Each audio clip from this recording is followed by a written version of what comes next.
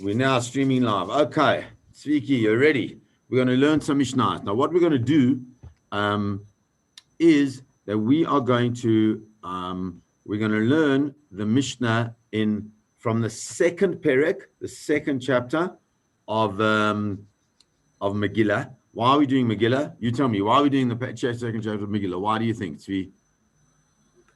Because it's almost Purim.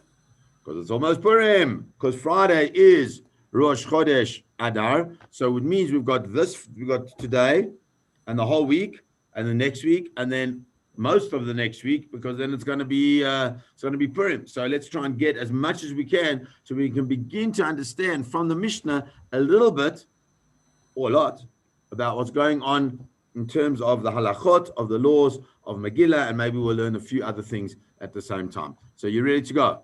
I'm going to share my screen with you so that everybody has the Mishnah, but it looks like, give me 1 second. I just want to about what's going on in terms of the halachot, of the laws of Megillah, and maybe we'll learn a few other things at the same time. So okay. So let me just, sorry, it's me. I'm just going to find this thing again. Now it just disappeared. There we go. Okay, now I'm going to open my screen again, and you're ready to go. Okay, the Mishnah in Megillah. So the first chapter of Megillah speaks about when you can read and when you shouldn't read, and then it goes into all bunch of different things. So I don't want to look at those because that's quite complicated. What I do want to look at is from the second chapter. Let's start there. So can you see my screen, Svi? Not so well. Yeah. Okay, great. So we're going to start right at the beginning because that's the best place to start of the second chapter. And on the side, what you can see is that you can see the Mishnah on the side, okay? And over here, where I've moved my cursor, is the commentary of the Bar Tanura. So the Bar Tanura, Rav Jonny Altman, was one of the great teachers of the Jewish people from Italy. You know, sometimes have you ever seen, I don't know if I'm sure your parents sometimes have wine like on the Shabbos table, and there's a wine called Bar Tanura. So the Bar Tanura wine is named after the place where Rav Jonny Altman came from. So says the Mishnah. Let's begin. The Mishnah says, I'm going to spotlight it so you can see. It says the following: Hakoreh et ha-Megillah. Hakoreh means if you read the Megillah, Megillat Esther, and it's only talking about Megillat Esther. There are other Megillas we know, but this is only talking about Megillat Esther. Hakoreh et ha-Megillah le mafre'ah. Le mafre'ah means like the wrong way.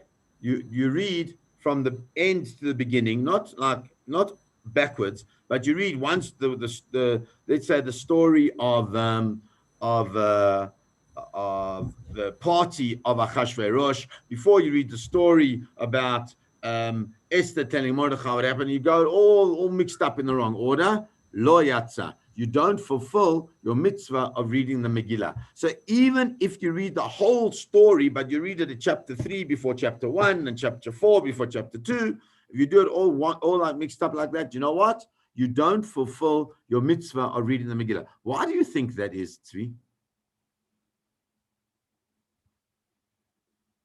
Why is it so important to read it in the right order? I don't really know. So you know why? Because the Megillah is a story. The Megillah is a story, and it's a story that we have to remember. And when you tell a story, when do you tell the story? From the beginning to the end, right? So if you tell the story, if you're telling the story not from the beginning to the end, but you're mixing it all up, then you don't get the proper story. And why is the story so important, the way it goes? Because if you're telling the story, part of the story is explaining the great miracle that HaKadosh Baruch Hu, that Hashem did for Am Yisrael. But if you get it all the wrong way, then you can never really understand the miracles. Okay, so if you read the Megillah le mafre'ah, which means in the wrong way, lo yatsa, you haven't fulfilled your mitzvah of Kriyat HaMegillah. Kra'ah al peh. Do you know what al peh means? What do the words mean? Kra'ah means if you read it. Al. What does al mean? On. What's peh? You know what a peh is? What's a peh? Prepares your mouth, right? Prepares your mouth. So if you read it, al peh, meaning if you read it off by heart, can you imagine? Do you know how long that Megillah is? Imagine if you knew the whole Megillah off by heart. Wouldn't that be cool? I think it would be cool. But if you read it by heart, when you're supposed to be reading the Megillah to fulfill your obligation, or Qira'at Targum, or you read it the translation. So now instead of reading it in the Hebrew, you read it in English, let's say. So yeah, in other words, here's a guy who knows Hebrew, but he reads it in the translation, some type of translation, or any translation, doesn't really understand it.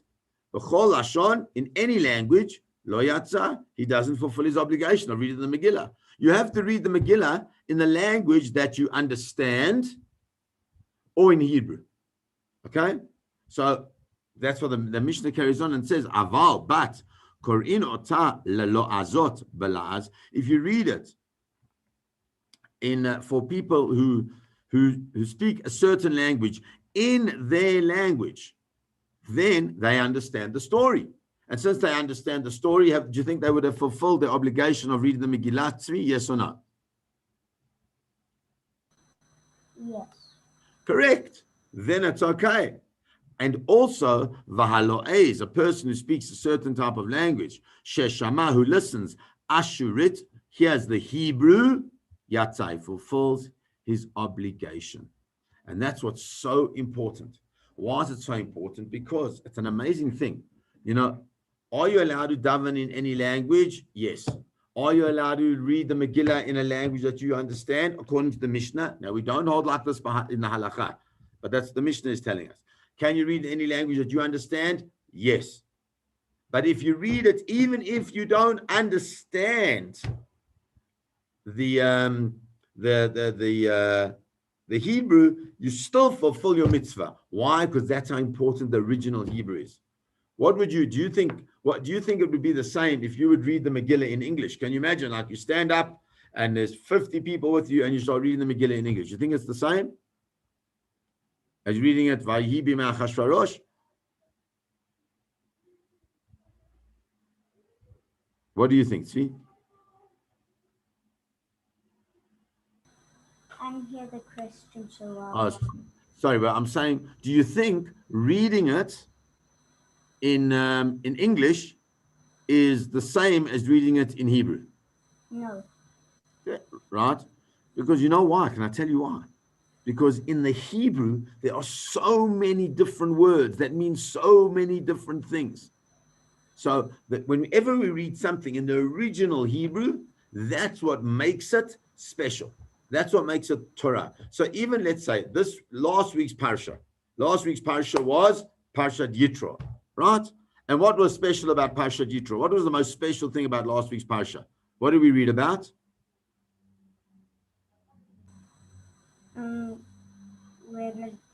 When the Jews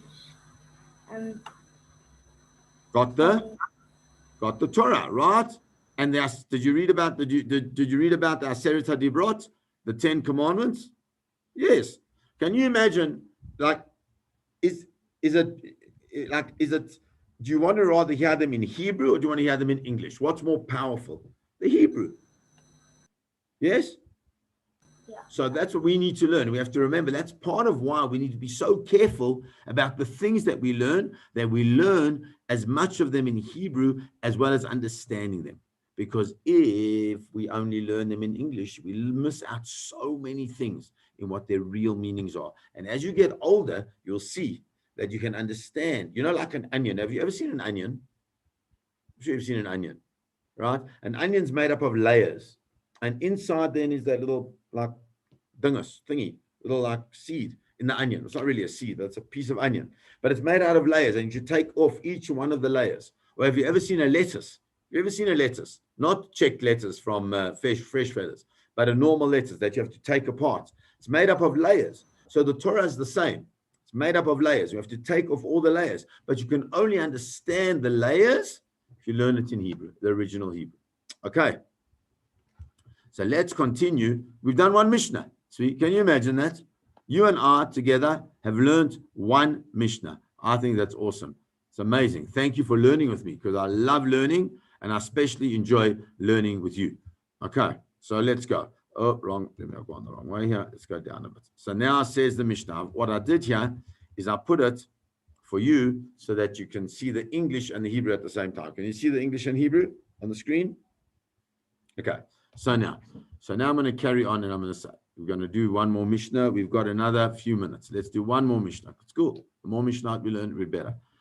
Kara'a serugin. What's the word kara? Means to read. That you know. Kara'a serugin. Serugin means is that you read a little bit and then you stop. And you read a little bit and then you stop. And then you read a little bit and you stop. So can you imagine a guy's reading it in this way? And then what happens is umit nam name. Or he falls asleep. Can you imagine? You're listening to the Megillah, but you're very tired and you fall asleep. So have you fulfilled your obligation of reading the Megillah? So you heard a little bit, but you didn't fill the whole thing. Okay? So says the Mishnah, Yatsa. He's fulfilled his obligation of the Megillah. In other words, you read up and down, and you still fulfill your obligation of the Mishnah. Hayakotva, let's say on Purim. Okay, it's on Purim, and he's writing a Megillah, because we know that the mitzvah is that you have to read from a kosher Megillah, and for whatever reason, his Megillah isn't kosher, he has to write a new one. So Hayakotva, he's now writing a Megillah. Or he's Dorsha, or he's giving a shir on the whole Megillah, from the beginning to the end. Magia, or he's got a Megillah and he's checking it, and he says every single word in the Megillah as he's either writing it or he's giving a shir on it or he's checking it. Im kivein libo, if he had the intention that while he was doing all those things and he was saying all the words that he should fulfill his obligation of the Megillah. What's the mitzvah of Megillah? Let's understand. Is it to read the Megillah? Or is it to hear the Megillah, Tzvi Bloch? You tell me.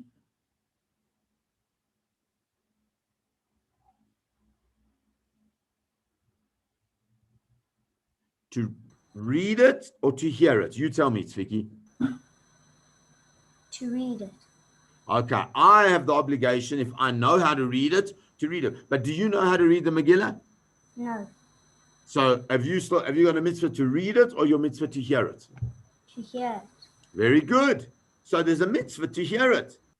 So if I am busy reading it and I have in mind that I, by my reading it, fulfill my mitzvah to because I'm reading it aloud, then what? Yatsa. Then I fulfill my obligation because I've heard every single word. V'im lav. But if I don't have the intention of fulfilling the mitzvah of listening to the Megillah, Lo yatsa, then I haven't fulfilled my mitzvah. Because you know what? In mitzvot, it's not enough just to do the mitzvah sometimes. You have to also think about, what am I doing? What mitzvah am I doing? I'm about to give some tzedakah. I'm about to daven. I'm about to learn Torah. I'm about to honor my parents. I must think about every mitzvah. Now, listen to this. This is so cool. Because now it's going to tell us what you have to put the mitzvah, what you have to write the Megillah on. And listen to what he says here. Hayata ktuva basam. If you're reading the Megillah that is written, what do you have to write a Megillah with? Have you ever seen a Megillah, Tzvi? Yeah. So what's it written on? It's written on cloth. Very good. And what do you think it's written with? Do you think it's written with like paint or special ink for the, like you would write the Torah with? Quill. Correct, with a quill and with the special ink that you write the Torah with, right? In other words, you know that the halachas of the Megillah are almost the same as the halacha of writing a Torah. It's quite amazing, hey? So what happens if it's written basam, which sam is a type of ink, but it's not the normal special ink? Or sikra. Sikra is also a different type of coloring. Over komus, over kankutom, all different types of like colorings, but they're not proper ink. If it's written with all those things, al haniyar, it's written on paper, on diphthera, which is also like diphthera is it's like leather, but it hasn't been made into proper cloth yet. Lo yatsa, you don't fulfill your obligation. Why not?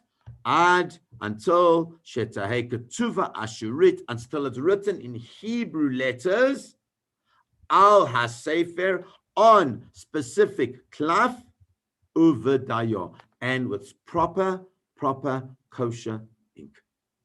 And that is so important because that's how it works. You write a Megillah on cloth with proper kosher ink, the same stuff that you would write what? A Sefer Torah on. Now, that's amazing, don't you think? I think it's amazing because you know what it means? It means that when you see a Megillah and when you see a Sefer Torah, they look very, very similar. And but does a Megillah have the same Kedusha, sanctity as a Sefer Torah? You tell me.